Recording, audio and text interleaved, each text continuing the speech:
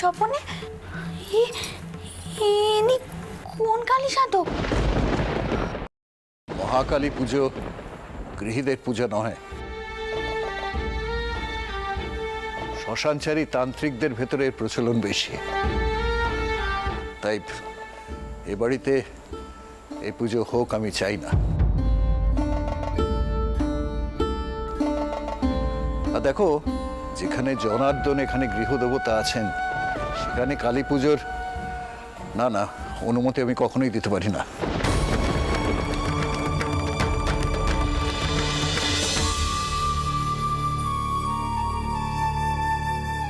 কিন্তু বাবা মশাই, বৌমা যে স্বপ্ন দেখেছেন, আমার তো মনে হয় সাধক রামপ্রসাদ সেনকে সে স্বপ্ন দেখেছে। হয়তো ছোটবেলা থেকেই নাথ বউ ওনার সম্বন্ধে অনেক গল্প কথা শুনেছে। আর বেশি দিন তো হয়নি যে ওনার দেহান্ত হয়েছে। আর উনি তো হালি শহরেরই মানুষ ছিলেন। এখনো ওনার কালী কীর্তন লোকের মুখে মুখে ফেরে সেখানে। বাবা মশাই, রামপ্রসাদ তো সাধক গৃহী ছিলেন, 4 সন্তানের পিতা। উনি নিজ গৃহে কালী সাধনা করতেন। হ্যাঁ, গৃহী ছিলেন, কিন্তু উনি এবার তন্ত্র সাধনাও করতেন, তন্ত্র সাধক ছিলেন। সত্যি কথা বলতে কি জানো, ওরকম ঐশ্বরিক ক্ষমতা সহস্র মানুষের মধ্যে একাধজনের মধ্যেই পাওয়া যায়। সেই জন্যই বোধহয় রামপ্রসাদের ভিটে বলতে মানুষের মাথা নিজে থেকে নুয়ে আসে, শ্রদ্ধায় অবনত হয়। জানো পৃথুরাম, ওই যে ভিটের জমি আর সংলগ্ন যে পঞ্চমন্ডি আসনের জমি, সেটা দিয়েছিলেন সাবর্ণ চৌধুরীদের পূর্বপুরুষ তন্ত্র সাধক শ্রী রামকৃষ্ণ রায়চৌধুরীর পুত্রবধূ সুভদ্রা দেবী। আরেকটা কথা কি জানো পৃথুরাম, নাথ বৌমা এখন মার বংশের কুলবধূ। তার পক্ষে ওই তন্ত্র সাধনার জায়গায় গিয়ে কালী পুজো করা, তোমার শাশুড়ি ঠাকুর এটা কিছুতেই মেনে নেবেন না। কিন্তু বাবা,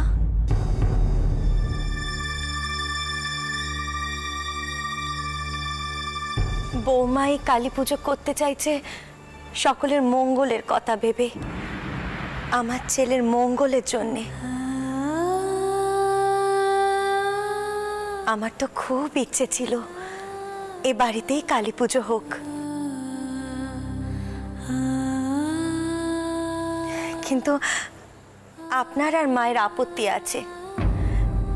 তাই এ বাড়িতে পুজো থাক, এ বাড়িতে করার দরকার নেই।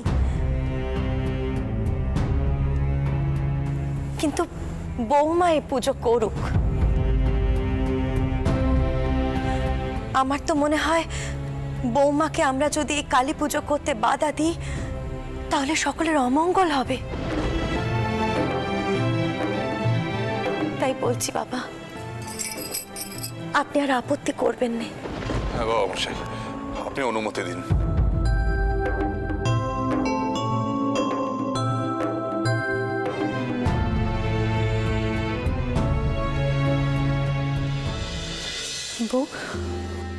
বউ তো ধীর বিশ্বাস, তুই স্বপ্নে যে মূর্তি দেখেছিস, তেনার আসনে পুজো দিলে সব সমস্যাই মিটে যাবে। হ্যাঁ গো দিদি, না হলে আমি অমন স্বপ্ন দেখি? তোর বিশ্বাস থেকে আমরা সকলে অবাক হয়ে যাই রে বউ। শুধু তুই না করলি বলে আমি ছোট ঠাকুরজির কথা কাউকে বললুম না। ঠাকুরপুর যদি কিছু হয়ে যায়, আমার সর্বস্ব। তেনার কিছু হলে আমার যে সব কিছু চলে যাবে। এই সংসারও তো আমার, এই সংসারে সব ভাইকে পেটে রাখতে হবে। তোমাদের কাছ থেকে তো তাই শিখেছি, তাই না দিদি? তোমার তুলনা তুমি, তোমার তুলনা তুমি,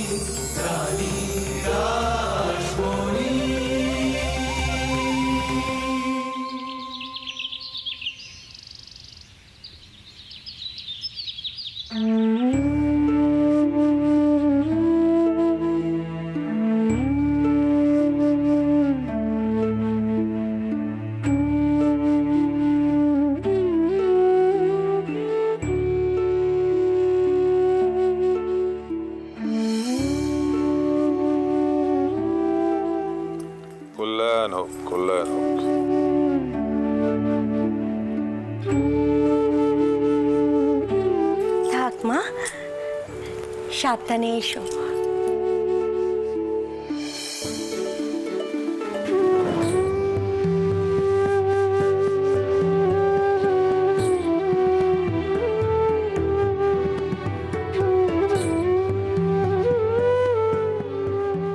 এসো মা লক্ষ্মী, এসো, পালকিতে ওঠো মা। এসো মা, এসো, সাবধানে যাবে কিন্তু, কেমন? এসো।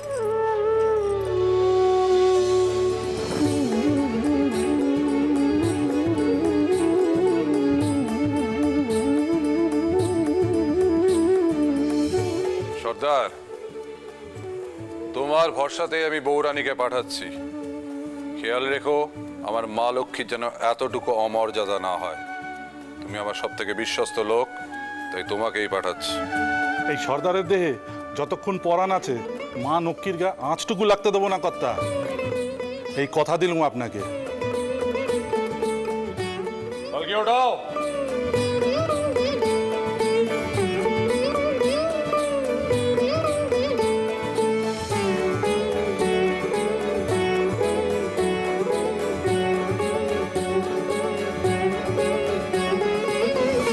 দুর্গা দুর্গা দুর্গা দুর্গা।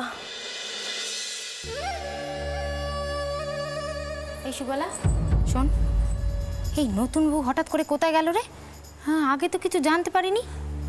শুনলাম নতুন বউ নাকি একটা স্বপন দেখেছে, সেই স্বপন দেখেই কোথায় চলে গেলেন। কোথায় গেলেন তা জানি না বাপু। সুবলা,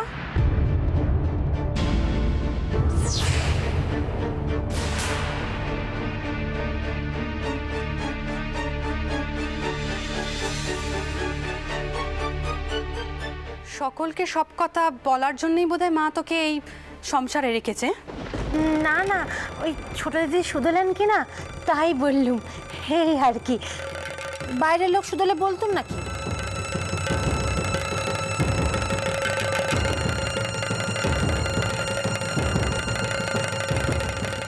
এই রে, কি হবে এখন? বউয়ের তো অনেক ঘ্যামতা আছে, ধরা পড়ে যাব না তো আমরা?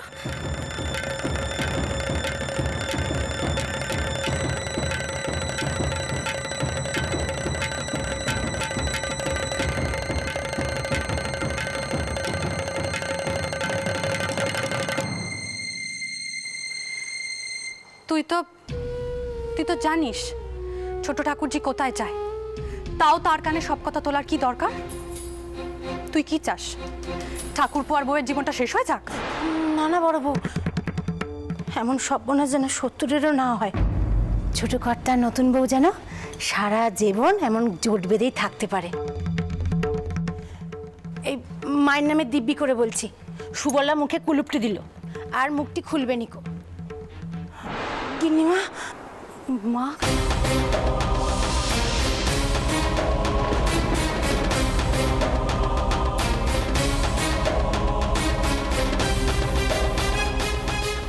কিসের দিব্যি কাটলি? কি হয়েছে আমায় বল। আমাকে দেখে অমন করে মুখে কুলু পাটলি কেন? কি হয়েছে কি বাচ্চারা? চুপ করে আছিস কেন? বড় বৌমা তুমি আমায় বলো কি হয়েছে? মা, দোহাই আপনার, আপনি আর শুধোবেন নে। বউ দিব্যি দিয়ে বারণ করে গেছে সবাইকে সব কথা বলতে, তাই আমি কিছু বলতে পারবো না। আমায় মাফ করুন মা।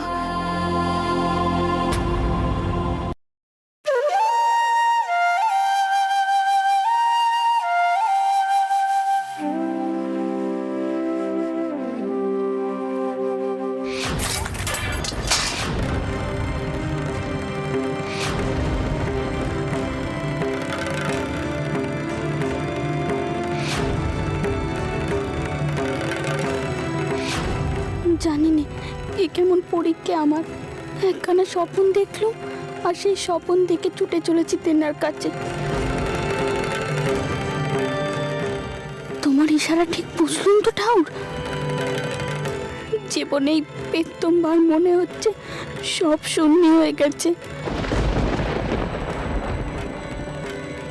তিনি তো কোনোদিনও এমন ব্যবহার করেননি। আচ্ছা, দিদির কথাটাই ঠিক তো? মন্তরের জন্যই তিনি এমনটা করছেন। এ তার নিজের মনের কথা নয়। রঘুবীর তো মুখ বেরিয়ে আছেন। যে সাধুকে স্বপন দেখলাম তিনি কেন পথ দেখাচ্ছেন না? কোনোদিন কি আর তিনি আমার দিকে ফিরে চাইবেন না? আগের মতো সুন্দর ব্যবহার করবেন না?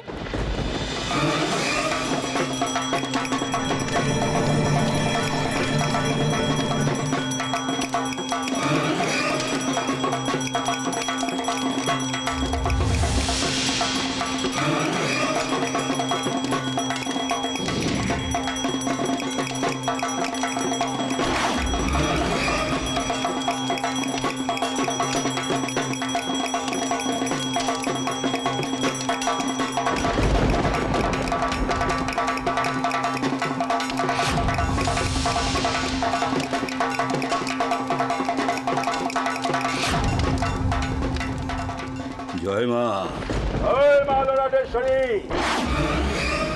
মা, মা গো, কৃপা করো মা, কৃপা করো।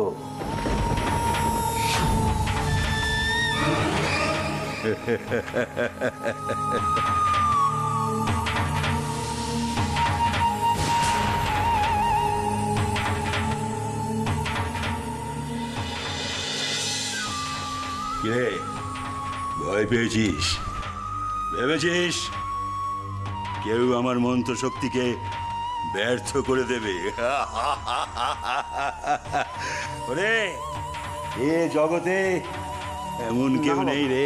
না বাবা, না, আমরা কোনোদিনই আপনার ক্ষমতার উপর সন্দেহ প্রকাশ করিনি। আমরা জানি আপনার অসীম ক্ষমতা, কিন্তু আপনি তো এও জানেন যে আমরা আমাদের সর্বস্ব আপনার পায়ে দিয়েছি একমাত্র রাজচন্দ্র আর তার বউয়ের মধ্যে বিচ্ছেদ ঘটানোর জন্য। ওই বউয়ের জন্য বাবা মশাই তেনার তালুক দিলেন না। ওই বউ যতক্ষণ বাড়ি থেকে না সরবে। যাবে যাবে যাবে, ওর বউও সরে যাবে। ধৈর্য ধর। কিন্তু বাবা, ধৈর্য কি করে ধরবো? ওই মেয়েরও যে অসীম ক্ষমতা। ও ও মাঝে মাঝে কিরকম একটা যেন ঘোরের মধ্যে চলে যায়। এই তো দুর্গাপুজোর মধ্যে অদ্ভুত এক কাণ্ড ঘটল সেদিন। সে বেটি তো একটা পাঁঠাকে বাজাতে বলিতে বাধা দিয়ে দিস, তবুও কোনো অনর্থ ঘটেনি। বাবা, আপনি সব জানেন? জানি জানি, সব জানি। ভূত ভবিষ্যৎ কিছুই আমার অজানা নয়, বুঝেছি? আমার উপর এখনো তোদের পূর্ণ বিশ্বাস জন্মায়নি। না বাবা। জয় মা রাটেশ্বরী।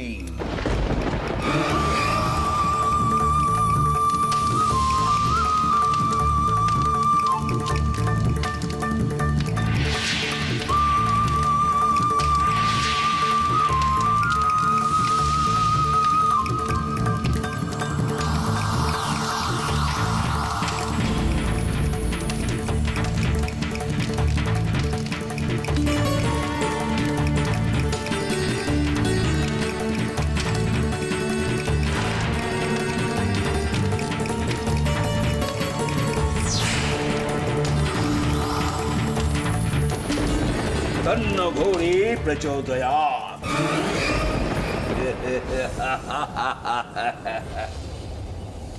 এই দেখ,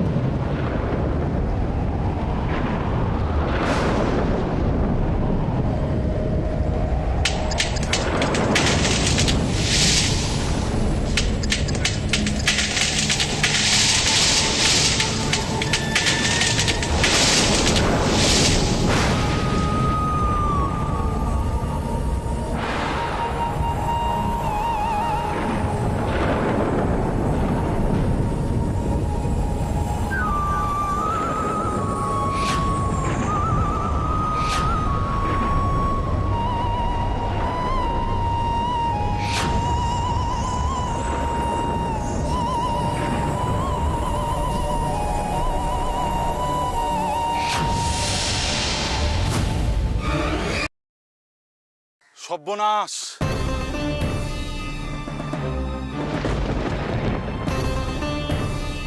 পথ তো আটকে গেছে।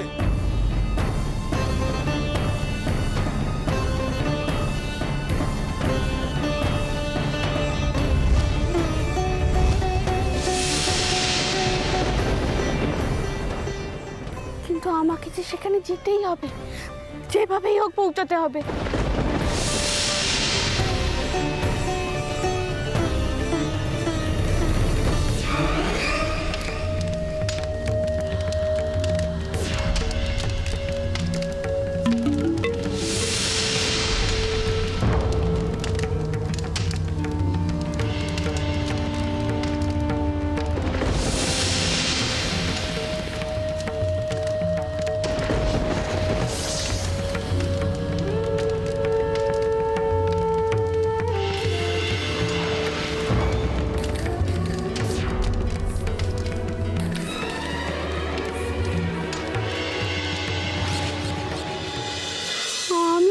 আমি কিচ্ছু জানি না। আজ আমার পরীক্ষা নয়, আজ তোমার পরীক্ষা। আমি বুঝে গেছি তিনি নির্দোষ। তেনাকে নিশ্চয়ই কেউ মন্তর করেছে, নিশ্চয়ই মন্তর করেছে। কিন্তু এও তো ঠিক, কোনো মন্তর তোমার চেয়ে বড় নয়। তুমি যখন আমাকে বিপদে ফেলেছো, তোমাকে এই বিপদ থেকে উদ্ধার করতে হবে, তোমাকেই উদ্ধার করতে হবে। দেখি কার শক্তি বেশি, যে মানুষের খারাপ চায় তার, নাকি যে মানুষকে রক্ষা করতে চায় তার।